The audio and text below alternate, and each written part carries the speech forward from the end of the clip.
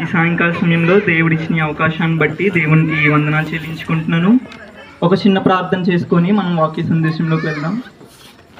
మహోన్నతుడ, పరిశుద్ధుడని ఘనమైన శ్రేష్టమైన పరిశుద్ధమైన జీవం గల నామానికి వందనాలు, స్తోత్రాలయ. ఈ సాయంకాల సమయం అదేవిధంగా తండ్రి నాయన ప్రార్థించగా తండ్రి నాయన అద్భుత రీతిగా తండ్రి నాయన నువ్వు వాతావరణ అనుకూల పరిస్థితి తండ్రి నాయన వర్షాన్ని ఆపిన విధానాన్ని బట్టి తండ్రి నాయన నీకు వందనాలు చెల్లించుకుంటున్నాను తండ్రి నాయన. మరి ఇప్పుడు వాక్య సందేశాన్ని అందించుండగా తండ్రి నాయన మాట్లాడడం నేను కాదు కానీ తండ్రి నాయన నీవే తండ్రి నా ద్వారా మాట్లాడమని వేడుకుంటున్నాను తండ్రి నాయన. తండ్రి నాయన మీరే సహాయం దయచేయమని తండ్రి నాయన, వినగలిగే చెవులను గ్రహించగలిగే హృదయాన్ని అనుగ్రహించమని తండ్రి నాయన. ఈ వాక్యం ద్వారా తండ్రి నాయన ఒక్కరైనా తండ్రి నాయన నీ వైపు తిరుగుటకు సహాయం దయచేయమని తండ్రి నాయన, నీవే సహాయం దయచేయమని ముందున్న సమయాన్ని నీకే అర్పిస్తూ తండ్రి నాయన నీవే నడిపించమని యేసే పరిశుద్ధమైన నామములో ఈ ప్రార్థన అడిగి బ్రతిమలాడి వేడుకుంటున్నాను తండ్రి. సమయంలో దేవుడిచ్చిన ఈ అవకాశాన్ని బట్టి దేవునికి ఎంతగానో కృతజ్ఞతలు చెల్లించుకుంటున్నాను. మరి నేను చెప్తుండగా మీరెవరు కూడా మరి ఇతనేంటి మాకు చెప్తున్నాడని ఒక ఆలోచన మనసులో నుంచి తీసివేసి నేను కూడా మీలాంటి ఒక వ్యక్తినే అని గుర్తు చేసుకొని మరి నా మాటలను మీరు శ్రద్ధగా వినవలసిందిగా నేను వేడుకుంటున్నాను. మనమందరం కూడా ప్రార్థన చేస్తున్నాం. ప్రతి నెల కూడా ఇలా దేవుడిచ్చిన అవకాశాన్ని బట్టి దేవునికి ఎంతో కృతజ్ఞత కలిగి ఉండాలి. ప్రార్థన చేస్తున్నాం. ప్రార్థన ఎలా చేయాలి అనే అంశం గురించి ప్రార్థన ద్వారా నేను మీకు కొన్ని విషయాలు చెప్పి నా యొక్క సందేశాన్ని నేను ముగిస్తాను. ముందుగా ప్రార్థన చేస్తున్నాం. ప్రార్థన అంటే ఏంటో మనం తెలుసుకోవాలి. ప్రార్థన అంటే దేవుడితో మాట్లాడడం, అంటే మనుషులతో మాట్లాడినట్లు వ్యర్థమైన మాటలు ఉపయోగించి మాట్లాడడం కాదండి. ప్రార్థన అంటే మనం దేవునితో మాట్లాడుతున్నప్పుడు మన హృదయాన్ని విప్పి మన హృదయంలో ఏమైతే ఉన్నాయో అవన్నీ దేవుని ముందు కుమ్మరించడాన్ని ప్రార్థన అంటారు. కాబట్టి మనుషులతో మాట్లాడినట్లుగా వ్యర్థమైన మాటలతో మనం ప్రార్థన చేయకూడదు. ఇంకా ప్రార్థన ఎందుకు చేయాలి, ఎవరు చేయాలి, ఎప్పుడు చేయాలి, ఎక్కడ చేయాలి అనే విషయాలన్నీ నేను మీతో పంచుకుంటాను. ప్రార్థన ఎందుకు చేయాలి అని మనం ఆలోచన చేసినట్లయితే దేవునితో సంబంధాన్ని మనం ఒక రిలేషన్షిప్తో ఉండడానికి, దేవునితో సంబంధాన్ని కలిగి ఉండడానికి మనం ప్రార్థన చేస్తూ ఉండాలి. ఈ లోకంలో మనకి అనేకమైన సమస్యలు వస్తూ ఉంటాయి. ముఖ్యంగా మనం శోధనలోకి ప్రవేశిస్తూ ఉంటాం. అపవాది ఎప్పుడు మనల్ని ముంచుదామా, ఎప్పుడు మనల్ని నాశనం చేద్దామా, ఎప్పుడు మనల్ని పాడు చేద్దామా అని ఎదురు చూస్తూ ఉంటాడు. చూడండి, మత్తయి సువార్త 26వ అధ్యాయం 41వ వచనంలో ఉంటుంది, మీరు శోధనలోకి ప్రవేశించకుండా ప్రార్థన చెయ్యండి అని ఉంటుంది. ఎందుకు ప్రార్థన చెయ్యాలి మనం అని ఒక ఆలోచన, ఒక ప్రశ్న మనలో ఉన్నట్లయితే, మీరు శోధనలో ప్రవేశించుకుంటున్నట్లు మెలకుగా ఉండి ప్రార్థన చేయుడి. ఆత్మ సిద్ధమే కానీ శరీరము బలహీనమని చాలండి. మెలకుగా ఉండి ప్రార్థన చేయాలి. ఇక్కడ దేవుడు తన శిష్యులతో కలిసి ఉంటున్నప్పుడు శిష్యులు ప్రార్థన చేయమంటే పడుకొని ఉంటున్నారంట. అట్లా కాకుండా దేవుడు వారిని హెచ్చరిస్తూ మెలకుగా ఉండి ప్రార్థన చేయండి. దేని కొరకు ప్రార్థన చేయాలంటే శోధనలోకి ప్రవేశించకుండా ప్రార్థన చేయాలి. దుష్టుడు గర్జించే సింహం వలె ఎవరిని మృంగుదామా అని, ఎవరి జీవితాలను నాశనం చేద్దామా అని తిరుగుతూ ఉన్నాడు.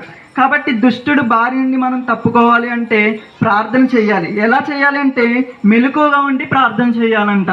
చూడండి, మెలకుగా ఉండి ప్రార్థన చేయడం అంటే కొన్నిసార్లు మనకి శరీరం సహకరించదు, ఆత్మ సిద్ధంగానే ఉంటుంది. ప్రార్థన చేయండి ప్రేరేపణ కలుగుతూనే ఉంటుంది. కానీ శరీరం బద్ధకంగా ఉండడం వల్ల మనం కొన్నిసార్లు ప్రార్థనని నిర్లక్ష్యం చేస్తూ ఉంటాం.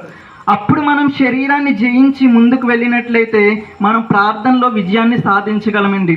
అదే ప్రార్థన యొక్క ప్రాముఖ్యత మనం తెలుసుకున్నట్లయితే ప్రార్థన ఎంత సమయోచితమైన జ్ఞానాన్ని మనకి ఇస్తుందంటే ఏ సమయంలో ఏది చేయాలి, ఎలా వెళ్ళాలి అనేది మనకి తెలుస్తూ ఉంటుంది. చూడండి, ఇప్పుడు మనం ఎగ్జామ్ హాల్లో ఎగ్జామ్ రాయడానికి వెళ్ళేటప్పుడు కొన్నిసార్లు మనకి చదివిన క్వశ్చన్స్ వచ్చినా కూడా మనం ఆన్సర్ చేయలేకపోతాం, మనకి గుర్తు రాక. కరెక్ట్గా 2 hours 3 hours ఎగ్జామ్ అయిపోయిన తర్వాత సెంటర్ నుంచి బయటకు వచ్చేటప్పుడు మనకు ఆన్సర్స్ గుర్తొస్తాయి. అప్పుడు ఏం ఉపయోగం అండి? ఏం ఉపయోగం లేదు.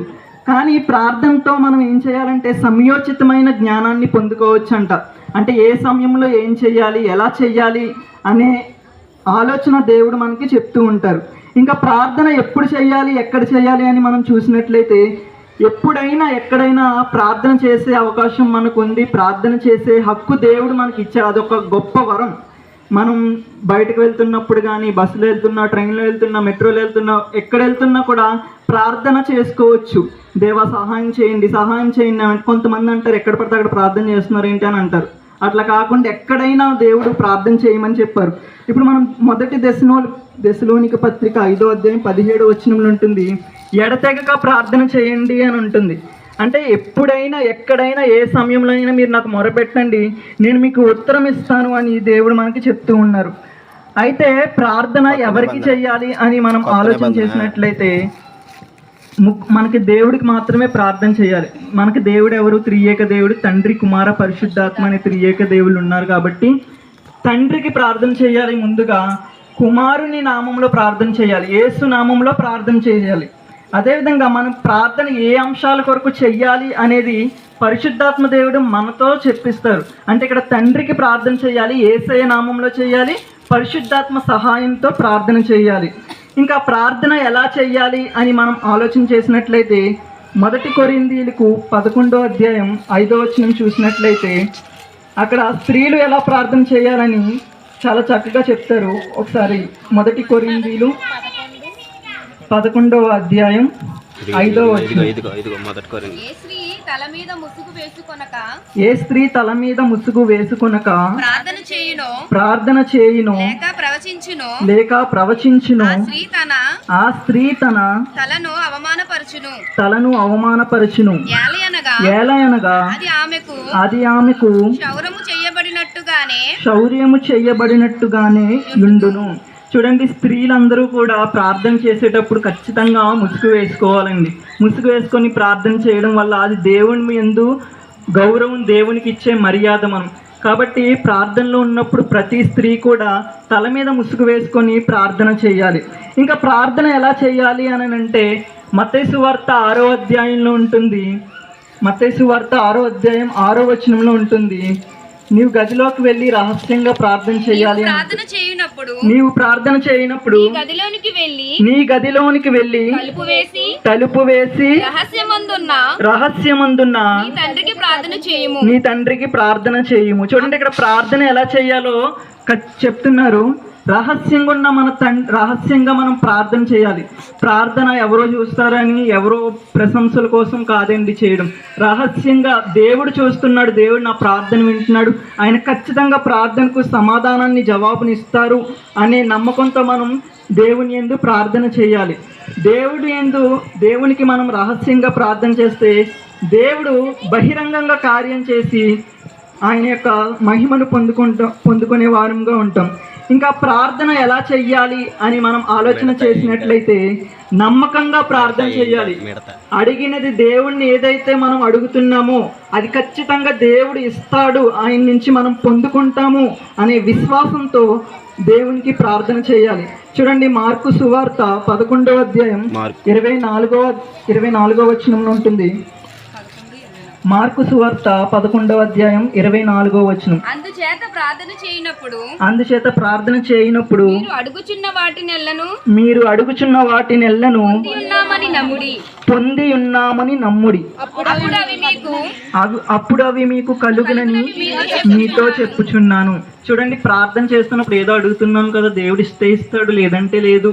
అట్లా కాకుండా మనం అడుగుతుంది పొందాం, ఆయన ఇంకా అనుగ్రహించలేదు కానీ ఆయన మనకు ముందే ఇచ్చేశాడు అని నమ్మకంతో దేవునికి ప్రార్థన చేస్తే మనం అడిగింది ఖచ్చితంగా దేవుడు మనకి అనుగ్రహిస్తాడు.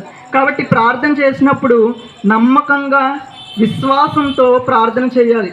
అదేవిధంగా ఇంకెలా ప్రార్థన చేయాలి అంటే పట్టుదలతో ప్రార్థన చేయాలండి.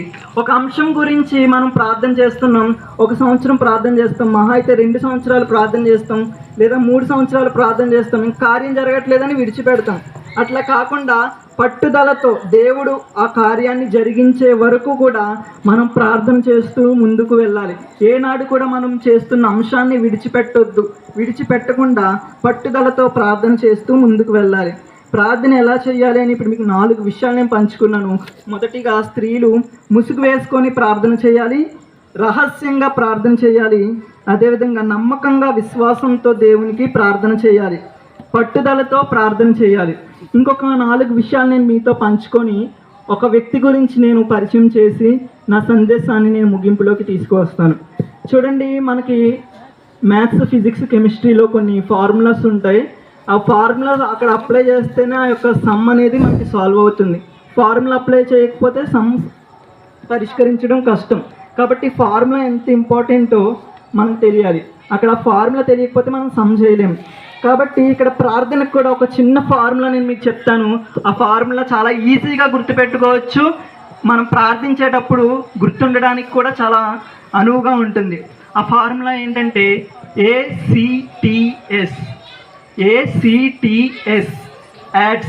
యాడ్స్ అనేది మనకి బైబిల్లో ఒక పుస్తకం కూడా ఉంది. అపోస్తుల కార్యంని ఇంగ్లీష్లో యాడ్స్ అని పిలుస్తారు. ఒప్పుకొనుట.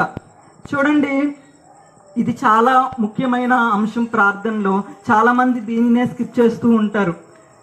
ప్రార్థనకి జవాబు రాలేదు అని కొంతమంది అంటూ ఉంటారు. దానికి కారణం కూడా మెయిన్ ఇదే.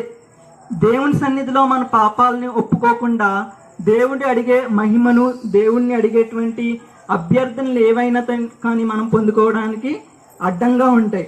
కాబట్టి ముందు పాపాలను ఒప్పుకొని దేవునికి మనం విన్నపములు చెల్లిస్తే దేవుడు ఖచ్చితంగా అవి తీరుస్తాడు. చూడండి, పాపం అనేది ప్రతి ఒక్క మనిషి కూడా చేస్తాడండి. ఎప్పుడు జాన్ వెస్లీ గారు చెప్తూ ఉంటారు, మనిషి పాపం చేయడం వల్ల పాపి అవ్వలేదు, పాపి అవ్వడం వల్ల పాపం చేశారు అని అంటారు. ఈ రెండాటికి చాలా డిఫరెంట్ ఉందండి.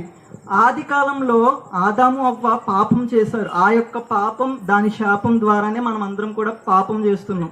అంటే మనం పాపం చేయడం వల్ల పాపులం అవ్వలేదు, కానీ పాపులం అవ్వడం వల్లనే మనం పాపం చేస్తూ ఉన్నాం.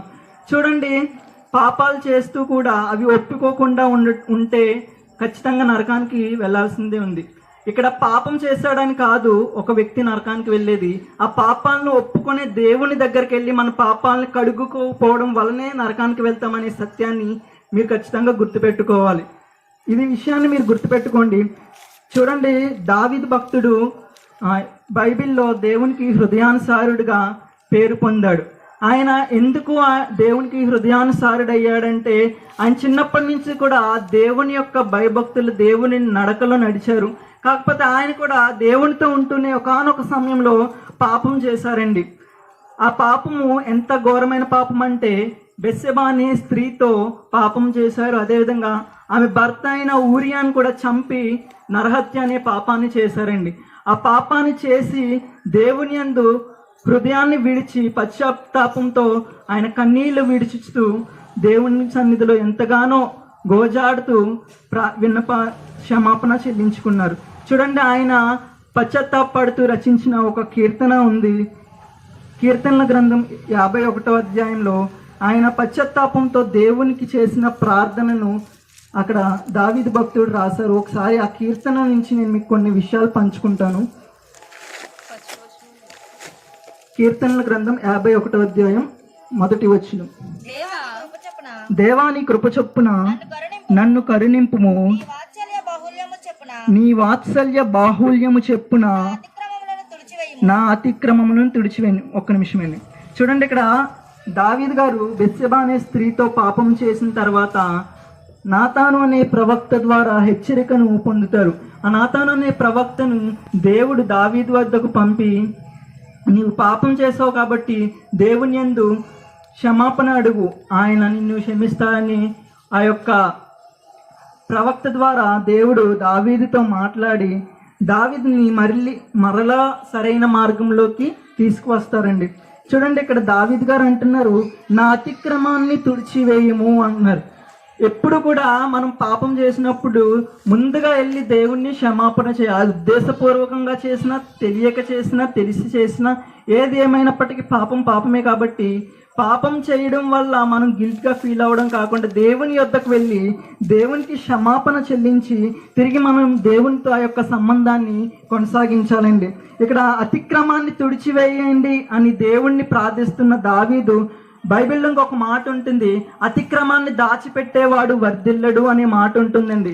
మనం పాపాలని కప్పుకోవడం కాదు, ఒప్పుకోవాలి దేవుని ముందు. ఎంత మనం దేవుని ముందు మనం ఒప్పుకుంటే దేవుడి యొక్క మహిమను, ఆయన యొక్క ఇచ్చే ఆశీర్వాదాలను మనం పొందుకోగలమండి. అదేవిధంగా 2వ వచనం చదవండి కొంచెం. నా దోషం పోనట్లు నన్ను బాగుగా కడుగుము, నా పాపము పోనట్లు నన్ను పవిత్రపరచుము.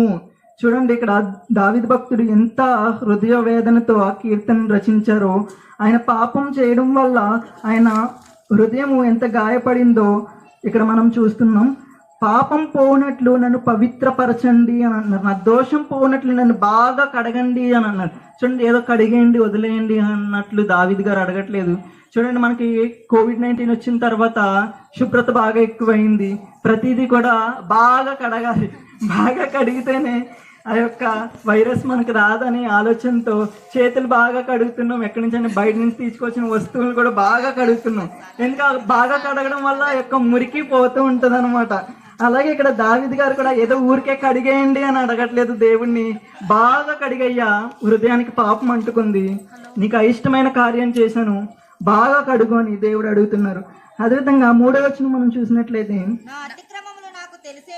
నా అతిక్రమములు నాకు తెలిసే ఉన్నవి, నా పాపం ఎల్లప్పుడు నా ఎదుట ఉన్నది. చూడండి, ఇక్కడ ఆయన పాపం చేసి ఆ పాపాన్ని గ్రహించాడండి. ఆ గ్రహింపు ఈ రోజుకు మనలో ఉండాలి. మనమందరం కూడా పాపం చేసిన వారమే, అందరూ పాపం చేశారు, ఏ భేదము లేదు, దేవుడిచ్చే మహిమను పోగొట్టుకున్నారని దేవుడి వాక్యం చెప్తుందండి. కాబట్టి మనం పాపం చేస్తుండగా దేవునికి ఇష్టంగా బ్రతకడం అనేది అసాధ్యం. కాబట్టి పాపం చేస్తూ దేవుణ్ణి మోసం చేసేవారిగా కాకుండా ఆ పాపాలను ఆయన యందు ఒప్పుకొని ఆయన బిడ్డలుగా మనం బ్రతకాలని ఇక్కడ మనం చూస్తున్నాం. అదేవిధంగా 7వ వచనం ఉంటుంది, ఒకసారి చదువు. నేను పవిత్రుడనగునట్లు హిస్సోపుతో నా పాపము పరిహరింపుము, హిమము కంటేను నేను తెల్లగా ఉండినట్లు నీవు నన్ను కడుగుము. చూడండి, అక్కడ దావీదు భక్తుడు అంటున్నాడు, హిమము కంటే తెల్లగా ఉండునట్లు. ఆయన హృదయానికి పాపం అంటింది, ఆ పాపం పోవడానికి హిమము కంటే తెల్లగా అంట. చూడండి, ఈ రోజుల్లో మనకి దేవుడు కనిపించి ఏదైనా వరం ఇస్తాను కోరుకోండి అని అంటే చాలామంది అబ్బాయిలు అమ్మాయిలు కూడా అమెరికన్లో అయిపోవాలి, తెల్లగా అయిపోవాలి అని కోరుకుంటారు. కానీ ఇక్కడ దావీదు భక్తుడు అంటున్నాడు, హిమము కంటే తెల్లగా. ఆయన భౌతికంగా తెల్లగా అవ్వాలని అనుకోవట్లేదు, కానీ ఆయన హృదయం కడగబడాలి, ఆయన హృదయం తెల్లగా అవ్వాలని దావీదు భక్తుడు ఇక్కడ ప్రార్థిస్తున్నాడు. ఆ యొక్క కీర్తన అంతా మనం చదివినట్లయితే ఆయన పాపం వల్ల వచ్చిన ఆ వేదనను దేవుని ముందు ఎంత విధేయంగా ఒప్పుకుంటున్నారో, ఎంత దీన మనసుతో దేవుని యందు పాపాన్ని ఒప్పుకుంటున్నారో మనం అక్కడ చూడవచ్చు. అదేవిధంగా నెక్స్ట్ టాపిక్ వచ్చేసి టీ ఫర్ థ్యాంక్స్ గివింగ్, కృతజ్ఞత అనగా దేవుడు మనకి ఏమైతే మేలుని చేశాడో. చూడండి, ఫస్ట్ చెప్పాను మీకు ఆరాధన అంటే దేవుడు ఏమై ఉన్నాడో దానిని బట్టి ఆరాధించాలి.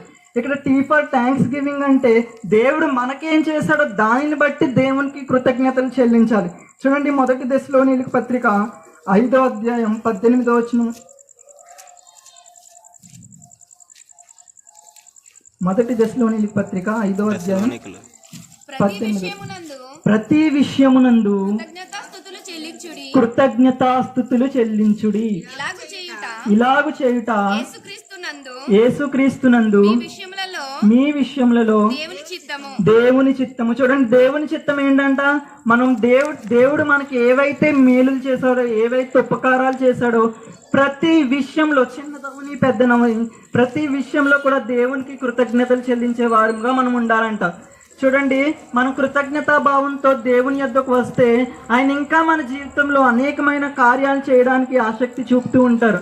మనం కృతజ్ఞత లేకపోతే వీళ్ళకి ఎంత చేసినా వేస్ట్, ఒక్క థ్యాంక్స్ కూడా చెప్పట్లేదని దేవుడు అనుకుని ఉండొచ్చేమో.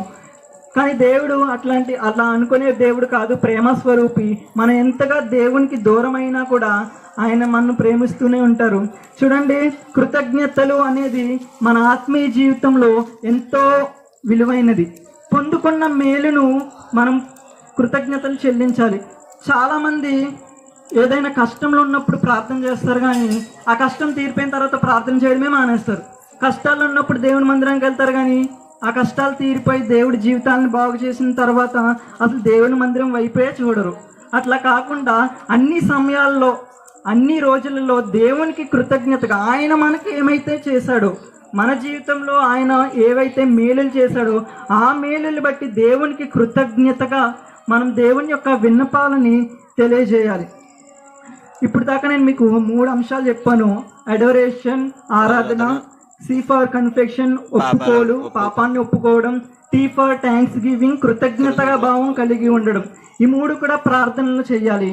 చాలా మంది ప్రార్థన అనగానే ఒక లిస్ట్ ఉంటుంది కదండి మనకి, దేవుడు మనకి ఇది చేయాలి అది చేయాలని చెప్పి ఆ లిస్ట్ అంతా చదివేసి లాస్ట్కి వేసి నామంలో అడుగుతున్నాం తండ్రి అంటాం. అట్లా కాకుండా ప్రార్థనలో ఇప్పుడు చెప్పిన అంశాలన్నీ కూడా ఆరాధించాలి, పాపాలని ఒప్పుకోవాలి, కృతజ్ఞత చెప్పాలి. ఆఖరిగా ఎస్ ఫర్ సప్లికేషన్ అభ్యర్థన. ఇప్పుడు మన యొక్క విన్నపాలను మనకి ఏవైతే అవసరమో, దేవుని నుంచి మనం ఏవైతే పొందుకోవాలని ఆశపడుతున్నామో, మన కోరికలు ఏంటో అవన్నీ దేవుని ముందుకి తీసుకురావడం. ఇవన్నీ చేస్తే ప్రార్థన 10 నిమిషాల్లో అవ్వదు, ఖచ్చితంగా గంట అరగంట టైం పడుతుంది. అంతసేపు మనం ప్రార్థించే వారంగా మనం ఉండాలండి. చూడండి, ఫిలిప్పీలకు రాసిన పత్రిక 4వ అధ్యాయం 6వ వచనంలో అక్కడ ప్రార్థనలు అడగాల్సిన అభ్యర్థనను తెలియజేస్తారు. Philippines chapter 4:6. దేని గూర్చి చింతపడకుడు గాని ప్రతి విషయంలోనూ ప్రార్థనా విజ్ఞాపనము చేత కృతజ్ఞతాపూర్వకంగా మీ విన్నపములు దేవునికి తెలియజేయుడి. చాలండి. ఇక్కడ మనకి అనేకమైన సమస్యలు ఉండొచ్చు. ఆ సమస్యలన్నీ తలుచుకొని ఆ సమస్యలన్నీ ముందేసుకొని బాధపడుతూ ఉంటే ఆ సమస్యల ద్వారా వచ్చే భారం మన మనసులో పెరుగుతుందే కానీ ఏమాత్రము తగ్గదు. కాబట్టి మనకున్న ప్రతి అవసరత, ప్రతి విన్నపాన్ని దేవుని ముందు కృతజ్ఞతాపూర్వకంగా ఆయనకి మనం చెప్తే ఆయన ఖచ్చితంగా ఆ యొక్క విన్నపాలని ఆలకించి మన ప్రార్థనకు జవాబుని ఇస్తూ ఉంటారండి. ఇదే విధంగా మనం దేవుని యందు అనేకమైనటువంటి కోరికలను కలిగి ఉంటాం. ఆ కోరికలన్నీ అడగడం తప్పు కాదు, కానీ మన కోరిక దేవుని చిత్తానుసారంగా ఉందా, ఆయనకి ఇష్టమైనది ఉందా అన్నట్లు అడగాలి. దేవుడు ప్రతి ఒక్కరి ప్రార్థన వింటారు, కానీ ఎవరి ప్రార్థనకి జవాబిస్తాడు అని అంటే ఎవరైతే పాపాలను ఒప్పుకుంటారో, ఎవరైతే కృతజ్ఞతాపూర్వకంగా దేవుడు చేసినటువంటి మేలులకు కృతజ్ఞత కలిగి ఉంటారో వాళ్ళ యొక్క మనవులను దేవుడు విని ఖచ్చితంగా మన యొక్క ప్రార్థనలకు దేవుడు సమాధానాన్ని అనుగ్రహిస్తూ ఉంటాడు. మనం అడిగే ప్రార్థనలు కూడా దేవుని చిత్తానుసారమైనవిగా ఉండాలి. అంతేగాని చెడ్డ పనులు చేస్తూ చెడ్డ పనుల కొరకు ప్రార్థన చేయమంటే దేవుడు అలాంటి ఎన్నటికీ చేయడు. అది తప్పని మనకు తెలుసు, అయినా కూడా అడుగుతున్నట్లయితే దేవుని దృష్టికి అది ఖచ్చితంగా హేయంగానే ఉంటుంది. ఈ రీతిగా మనం ప్రార్థన చేయనప్పుడు ఈ యొక్క 4 అంశాలని కూడా గుర్తుపెట్టుకుంటూ ప్రతిరోజు కూడా మనం ప్రార్థన చేయాలి. మొదటిగా ఆరాధిస్తూ ప్రార్థన చేయాలి. రెండవదిగా మన పాపాలని ఒప్పుకోవాలి ప్రార్థనలో. మూడవదిగా దేవుడు చేసిన మేలులను బట్టి మనం కృతజ్ఞత భావంగా ప్రార్థించాలి. నాలుగవదిగా మన యొక్క అభ్యర్థులను, మన యొక్క కోరికలను దేవుని యందు తెలియజేయాలి. ఈ రీతిగా మనం ప్రార్థన చేయాలి. అదేవిధంగా నేను ఒక వ్యక్తిని మీ ముందు పరిచయం చేసి, ఒక వ్యక్తి యొక్క జీవితంలో ప్రార్థన ఏ రీతిగా ప్రభావితం చేసింది అని నేను మీకు తెలియజేసి నా యొక్క సందేశాన్ని ముగిస్తాను. చూడండి, అమెరికా దేశంలో ఒక వ్యక్తి ఉండేవారు, జాన్ నెల్సన్ హైడ్ అనే ఒక వ్యక్తి ఉండేవారు. చూడండి, ఆయనకి ఒక నిక్నేమ్ ఉందన్నమాట. మనందరికి కూడా నిక్నేమ్లు ఉంటాయి. తల్లిదండ్రులు పెట్టే పేరు ఒకటైతే చుట్టుపక్కల వాళ్ళు, ఇరుగు పొరుగు వాళ్ళు పెట్టే పేర్లు ఒకటి ఉంటాయి. అలానే జాన్ నెల్సన్ హైడ్ అనే ఒక వ్యక్తి, ఆయనకి ఒక నిక్నేమ్ ఉందన్నమాట. ఆ నిక్నేమ్ ఏంటంటే ప్రేయింగ్ హైడ్. ప్రేయింగ్ హైడ్ అనే మాటకు అర్థం ప్రార్థనా పరుడైన హైడ్ అని. అది నిక్నేమ్ కాదు, యాక్చువల్గా మంచి పదం, కానీ దాన్ని నిక్నేమ్గా ఆయనకి ప్రజలు పెట్టడం జరిగింది. ఆయన జీవితంలో ప్రార్థన ఎంత విలువైనదిగా, ఎంత ప్రార్థన ద్వారా ఎన్ని కార్యాలు చేశాడో నేను మీతో పంచుకొని నా సందేశాన్ని ముగిస్తాను. ఆయన 1985వ సంవత్సరం నవంబర్ 19వ తేదీన అమెరికాలోని ఇలినోస్ అనే ప్రాంతంలో జన్మించారు. ఆయన యొక్క తల్లిదండ్రులు కూడా ఎంతో భక్తిపరులు అనమాట. ఆయన తండ్రి స్థానిక చర్చ్లో పాస్టర్గా పనిచేస్తూ వారి యొక్క పిల్లల్ని ఎప్పుడు కూడా దైవ భక్తిలోనే పెంచేవారు అనమాట. ఆ యొక్క తల్లిదండ్రుల యొక్క భక్తి ఆ పిల్లలకి రావడం జరిగింది. జాన్ నెల్సన్ హైడ్ గారికి ఒక అన్నయ్య ఉన్నాడు. అతనికి ఆత్మలు, నశించిపోతున్న ఆత్మలను రక్షించాలి అనే ఆ యొక్క ఇంట్రెస్ట్తో దూరదేశాలకు వెళ్ళి నశించిపోతున్న వారికి సువార్త ప్రకటించాలని వెళ్తారన్నమాట. ఆయన ఆ యొక్క ఫీల్డ్లో ఉంటుండగా, ప్రార్థనలో ఉంటుండగా, దేవుని పరిచర్యలో ఉంటుండగా ఆయనకి అనారోగ్యం రావడంతో ఆ యొక్క ప్రార్థన స్థలం దగ్గరనే చనిపోతారన్నమాట. అలా చనిపోవడంతో నెల్సన్ హైడ్ గారికి ఎంతో కృంగిదల కలుగుతుంది. మా అన్నయ్య దేవుని పట్ల ఎంతో భక్తి కలిగి దేవుని కొరకు ఆత్మలు సంపాదించాలని ఎంతో తాపత్రయపడేవాడు. కానీ ఈయనకి మాత్రం ఆ యొక్క ఆలోచన ఉండేది కాదు. నేను మంచిగా జాబ్ చేయాలి, మంచి ఉద్యోగం చేయాలి, నా యొక్క జీతంతో నేను నా తల్లిదండ్రుల సేవలో సపోర్ట్ చేయాలి అనే ఆలోచన నెల్సన్ హైడ్ గారికి ఉండేదన్నమాట. కానీ దేవుడు వాళ్ళ అన్నయ్య గారిని తీసుకున్న తర్వాత ఆయనకి కలిగించిన ప్రేరేపణ ఏంటంటే, ఆయన కూడా వాళ్ళ అన్నయ్య ఏదైతే ఆశ కలిగి ఉన్నాడో ఆ ఆశను ఇతను పూర్తి చేయాలి అనే ఆలోచనతో 1892లో దేవుని ముందు మోకరించి ప్రార్థించగా దేవుడు అతనితో మాట్లాడుతున్న మాట, భారతదేశానికి వెళ్ళి అక్కడ అనేక మంది నశించిపోతున్నారు, అనేక ఆత్మలు నశించిపోతున్నాయి, వెళ్ళి సువార్త పరిచర్య చేయని దేవుడు అతనితో మాట్లాడడం ద్వారా 1892 సంవత్సరంలో మన భారతదేశానికి జాన్ నెల్సన్ హైడ్ గారు రావడం జరిగింది. ఆయన భారతదేశంలో పంజాబ్ అనే ప్రాంతంలో ఆయన సువార్త పరిచర్య కొరకు ఎన్నుకోవడం జరిగింది. ఆ పంజాబ్ అనే ప్రాంతంలో దేవుని యొక్క ఉజ్జీవాన్ని ఎంతగా రగిలించారంటే, జాన్ నెల్సన్ హైడ్ గారు ప్రతిరోజు కూడా ఆల్ నైట్ ప్రేయర్గా ప్రార్థన చేస్తూనే ఉంటారు. ఆయన జీవితం అంతా కూడా ప్రార్థనలోనే గడుపుతూ ప్రార్థన ద్వారా అనేకమైన కార్యాలను చేసిన వ్యక్తి జాన్ నెల్సన్ హైడ్ గారు. ఆయన 1892లో భారతదేశానికి వచ్చిన తర్వాత 1899 సంవత్సరంలో ఒకరోజు ఆయన ఒక నిర్ణయం తీసుకున్నాడు. ఈ రోజు నుంచి నేను 30 రోజులు దేవుని సన్నిధిలో పగలు రాత్రి ప్రార్థిస్తాను అని. రాత్రంతా కూడా ఆయన ఎంతో దుఃఖంతో గోజాడుతూ దేవుని సన్నిధిలో ప్రార్థించారండి. పగటి సమయంలో కొంత సమయం వార్త చెప్పడం, కొంతకాలం పడుకోవడం, అలా చేసి రాత్రి టైంలో ప్రార్థనలోనే అతని సమయాన్ని గడిపారన్నమాట. అయితే ఆయన పంజాబ్ ప్రాంతానికి వచ్చిన తర్వాత ఆయనకి ఒక లోపం ఉందన్నమాట. ఆ లోపం ఏంటంటే కొంచెం వినిపించదన్నమాట. వినిపించకపోవడంతో అమెరికాలో ఉండడం వల్ల అతనికి మన దేశంలో పంజాబీ లాంగ్వేజ్ రావడం కొంచెం కష్టమైంది. ఆ కష్టంతో ఆ లాంగ్వేజ్ రావడంతో సువార్త చెప్పడానికి ఆయన అనేకమైనటువంటి సమస్యలు ఎదుర్కోవడం జరిగింది. కానీ ఏమాత్రం కూడా ఆయన కృంగిపోకుండా ప్రజలు ఎంతోమంది ఆయన్ని హేళన చేశారంట. ఆయన చూడడం కూడా చాలా వీక్గా ఉంటారు, నువ్వేం సువార్త సేవ చేస్తావు, నువ్వేం పరిచర్య చేస్తావు అంటూ హేళన చేసి ఆయన్ని అవమానపరిచారనమాట. కానీ ఆయన ఏవి పట్టించుకోకుండా ఆయనకి అక్కడ ఉన్న లాంగ్వేజ్ కూడా రాకపోయినా దేవుడు ఖచ్చితంగా కార్యం జరిగిస్తాడని దేవుని సన్నిధిలో కేవలం ప్రార్థన ద్వారానే ఆయన అనేకమైన కార్యాలను చేశారనమాట. ఆయన చేసే పరిచర్యలో చాలా మట్టుకి వాక్య సందేశం 10 నిమిషాలు మాత్రమే ఉండేదంట. కానీ ప్రార్థన గంటలు చేసేవారన్నమాట. ప్రజలు కూడా ఆయన యొక్క వాక్యానికి ప్రభావితం కాకుండా ఆయన యొక్క ప్రార్థనకి ఎంతో ప్రభావితమై ఆయన ప్రార్థన చేస్తుండగా అనేక మంది తమ యొక్క పాపాలను ఒప్పుకొని దేవునికి తమ హృదయాలను అర్పించుకొని తమ జీవితాలని దేవుని ముందు పెట్టారన్నమాట. ఆయన 1904 సంవత్సరంలో పంజాబ్ రాష్ట్రంలో ఒక ఆర్గనైజేషన్ని స్థాపించారనమాట. అదే PPU అంటే పంజాబ్ ప్రేయర్ యూనియన్ అనే ఒక ఆర్గనైజేషన్ స్థాపించి, ఆ ఆర్గనైజేషన్ యొక్క ముఖ్య ఉద్దేశం ఏంటంటే ఆ ప్రాంతంలో ఉన్న వారందరూ కూడా అక్కడ చేరి ప్రార్థన చేయడం అనమాట. ఇప్పుడు మనం ఎలా అయితే ఈ మదన్ సింగ్పేటలో ఉన్న ప్రతి ఒక్కరు కూడా ఈ స్థలానికి వచ్చి ప్రార్థన చేస్తున్నాము, అలానే ఆ పంజాబ్ రాష్ట్రంలో ఉన్న వాళ్ళందరూ కూడా ఆ యొక్క ప్రాంతానికి చేరి ప్రార్థన చేసేవారనమాట. దేవుని యొక్క రాజ్యం కొరకు ప్రార్థన చేసేవారనమాట. అనేక మంది రక్షించబడాలి, అనేక మంది దేవుని వైపు తిరగాలి అనే ఆలోచనతో దేవుని ముందు ఆ యొక్క ఆర్గనైజేషన్లో ప్రార్థన చేయడం జరిగింది. అలానే 1908 సంవత్సరంలో ఆయన అనేకమైన ప్రాంతాల్లో కూటాలు ఏర్పాటు చేయడం జరిగిందనమాట. ముంబై, ఢిల్లీ, కోల్కతా అనే ప్రాంతాల్లో ఆయన కూటాలు ఏర్పాటు చేసి ఆ కూటాల్లోనే ప్రార్థిస్తుండగా ఎంతోమంది ఆయన చేసే ప్రార్థనకు ప్రభావితమై దేవుని వైపు తిరిగారు. ఆయన 1908 సంవత్సరంలో దేవుని యందు ఒక ప్రార్థన చేశారనమాట. O God give me souls or let's I die అనే ప్రార్థన దేవుని ముందు ప్రార్థించారు. అంటే దేవా నాకు ఆత్మల్ని ఇవ్వండి, ఆత్మలు రక్షించకపోతే నేను చచ్చిపోతానేమో అనే ఆ యొక్క వేదనతో దేవుని ముందు ప్రార్థన చేశారు. నాకు రోజుకి కనీసం ఒక్క ఆత్మనైనా ఇవ్వండి, నేను రక్షిస్తాను అని దేవుని ముందు విన్నపం చెల్లించుకున్నారనమాట. అదేవిధంగా ఆయన యొక్క ఆశను దేవుడు చూచి 1908వ సంవత్సరంలో ప్రతిరోజు ఒక ఆత్మ చొప్పున దేవుడు ఆయనకు అనుగ్రహించడం జరిగింది. ఆ రీతిగా 1908వ సంవత్సరం ఆయన మొత్తం 400 ఆత్మలను దేవుని కొరకు సంపాదించారండి.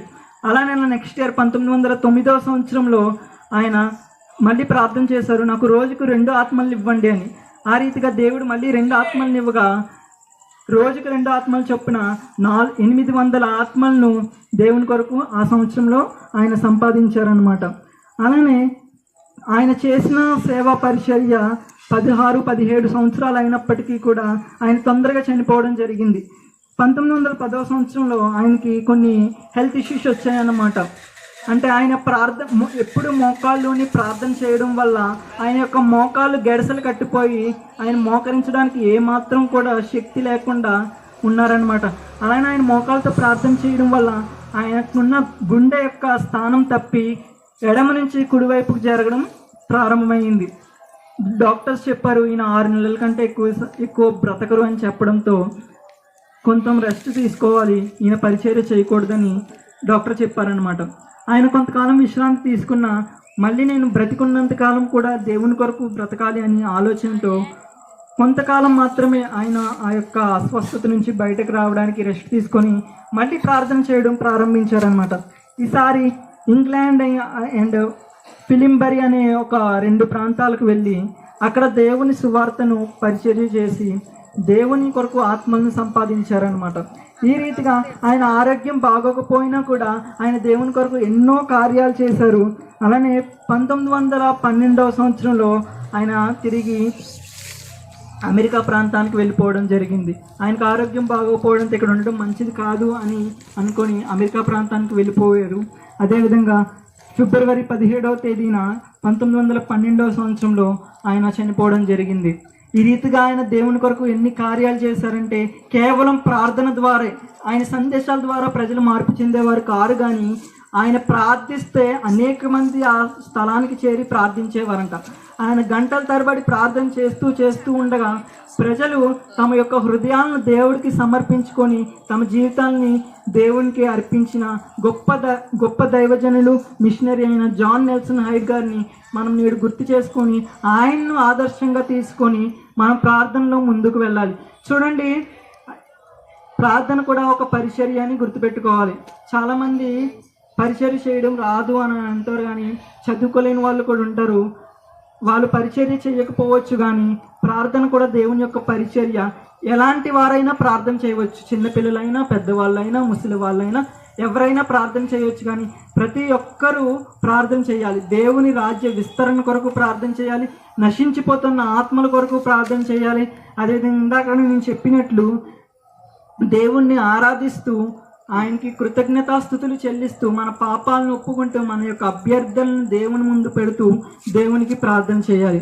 ఈ రీతిగా జాన్ నెల్సన్ హైడ్ గారిని మనం ఆదర్శంగా తీసుకొని ఆయనకి వచ్చిన యొక్క బిరుదు ప్రార్థనాపరుడైన హైడ్ అని వచ్చిన యొక్క బిరుదు ప్రజలు పెట్టారు. ఆయన చేసిన యొక్క గొప్ప కార్యం నేడు భారతదేశం అంతా కూడా ఆయన పేరు తెలియకపోయినా ఆయన చేసిన కార్యం ద్వారా అనేక మంది ప్రభు వైపు తిరగడానికి దేవుడు సహాయం చేశారు.